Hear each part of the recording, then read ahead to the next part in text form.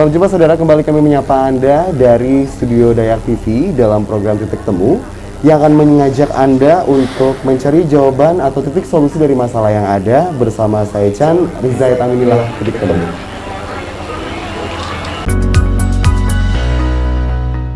Baik, kali ini kita akan membawa tema dan juga berdiskusi tentang bagaimana investasi itu menjadi suatu kewaspadaan di musim saat ini. Terlebih lagi, ada banyak penawaran menarik bagi Anda yang ingin melakukan investasi baik yang secara online atau juga offline. Dan hari ini kita hadirkan narasumber yang akan berdiskusi seputar waspada investasi. Ada Mas aja nih, Mas aja ya. Ada Mas Riki Chandra, Kepala Sub Bagian Edukasi dan Perlindungan Konsumen Kantor OJK Provinsi Kalimantan Tengah. Selamat datang Mas Riki. Terima kasih Mas. Sehat? Alhamdulillah sehat Mas. Okay. Selamat sore. Selamat sore, selamat datang di Dayak TV.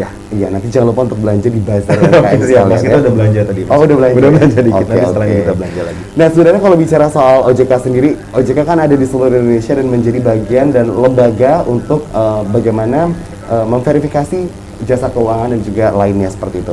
Sebenarnya tugas dan perannya OJK apa sih Mas? Boleh rinci atau singkat? Ya, rinci dan singkat. Rinci dan singkat ya. Jadi intinya tuh kita adalah lembaga negara ya, dibentuk berdasarkan undang-undang.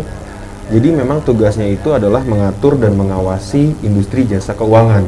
Nah, tapi selain itu kita juga mendapatkan fungsi tambahan, yaitu terkait dengan edukasi dan perlindungan konsumen. Dan salah satunya juga berkoordinasi dengan stakeholders atau pemerintah daerah untuk melakukan pengembangan UMKM juga sebetulnya melalui pengembangan dari sektor-sektor jasa keuangan yang nanti bisa berperan sebagai salah satu media akses permodalan bagi pelaku usaha.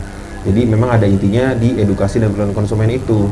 Makanya kenapa kita juga seringkali melakukan edukasi, kemudian kita memberikan sosialisasi untuk lebih memasyarakatkan apa itu OJK, apa itu sektor jasa keuangan, seperti itu Mas. Oke, jadi apabila Anda mengalami atau jika membutuhkan informasi tentang bagaimana saya dalam lembaga keuangan yang saya pilih, baik itu perkreditan, usaha, permodalan, dan juga investasi, konsultasinya ke OJK harusnya ya? Betul, jadi memang kan kita juga memiliki yang namanya layanan konsumen tadi ya. Oke. Kita untuk call center kita memiliki kontak 157, ini kayak baju yang saya pakai ya, jadi kontak 157. Ada juga nomor WA-nya di 081 157 157 157. Kita juga bisa datang ke kantor.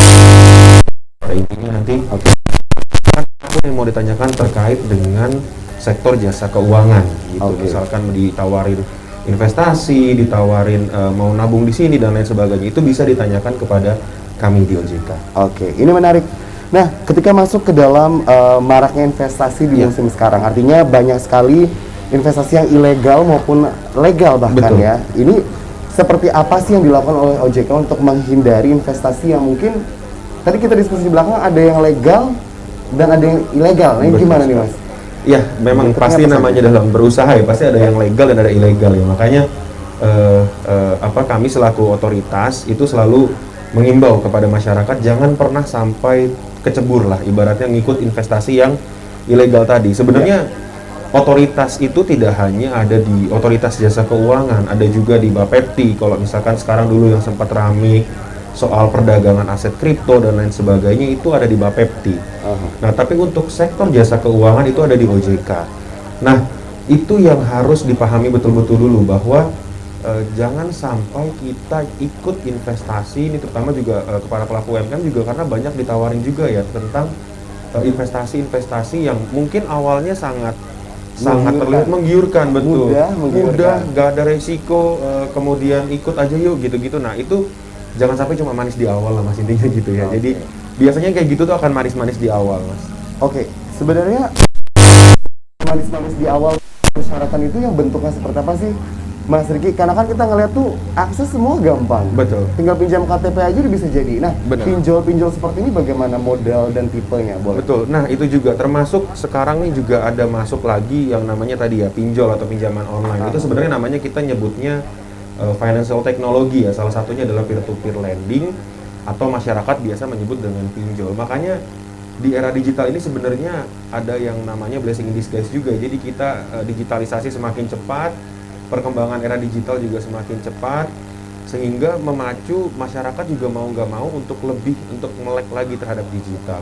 Semua proses akan lebih mudah. Makanya yang legal pun sebenarnya tidak ada kesulitan di dalam situ sebetulnya. Cuma karena masyarakat tuh rata-rata pengen yang cepat gitu ya, pengen yang instannya tuh terlalu instan gitu loh. Jadi akhirnya masuk yang ke situ lah, ke arah situ. Mungkin karena saking sana lupa resiko menyebabkan Betul. wah gampang nih. Iya, udah. betul sekali. Ternyata sini-sininya panjang lebar Iya. dan lain-lain ya. Rata-rata tuh seperti itu mas, di Oke. belakang bermasalahnya. betul. Tapi kalau dilihat sendiri Palangkaraya sini udah nemu nggak sih kasus investasi atau pinjol ilegal itu? Kalau dari tahun 2000, dari tahun-tahun sebelumnya, dari sebelum pandemi, dari 2019, 2017 itu sebetulnya ada. Ada dulu banyak yang ikut di yang namanya PT Miwan, itu salah satunya yang udah juga di apa namanya ditutup lah oleh Satgas Waspada Investasi ya, bukan oleh OJK, karena kan ini yang perlu dipahami adalah yang ilegal ini izinnya bukan dari kami.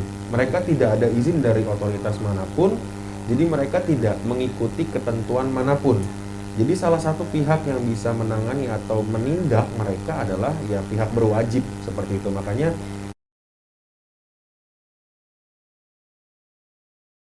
kepolisian seperti itu. Oke, ini menarik. Ini menarik. Kita akan kembali lebih dalam setelah seksi yang satu ini di titik temu, karena kita akan membahas bagaimana saat ini kita sebagai masyarakat, terlebih lagi pelaku UMKM, bagaimana cara mendapatkan investasi yang lebih nyaman dan lebih aman. Titik temu akan mengajak Anda untuk kembali berdiskusi bersama OJK Kalimantan Tengah. Ada Mas Riki Chandra setelah yang satu ini.